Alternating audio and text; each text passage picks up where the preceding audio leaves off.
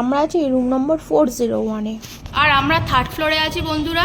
তো এখানে আসা যাওয়ার কোনো অসুবিধা নেই, কারণ লিফট আছে। আর এইদিকে আছে সম্পূর্ণ ফ্রিতে ওয়াইফাই। দারুণ একটা ফিল গুড সিচুয়েশন।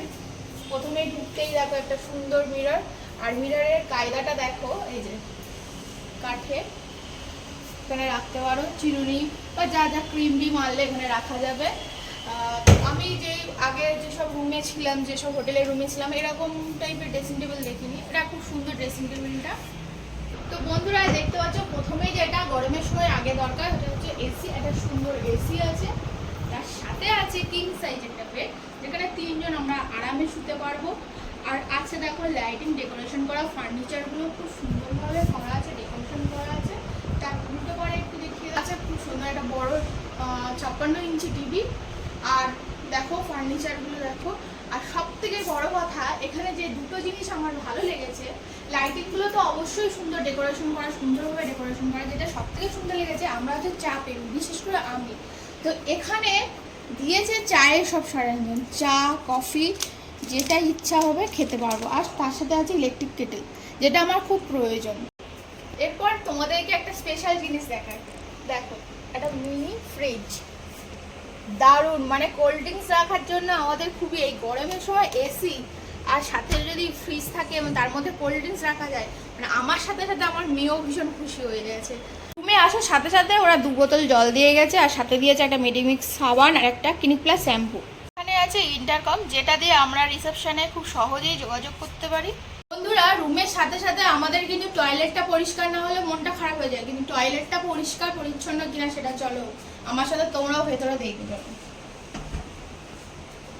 ওয়াও, টয়লেটটা একটা বড় সাইজের টয়লেট, আর সাথে আছে হ্যান্ড শাওয়ার, বেসিন, একটা বড় সাইজের মিরর, আছে গিজার, এক্সস্ট ফ্যান, কোমোড, বালতি, মগ সবকিছুই রয়েছে।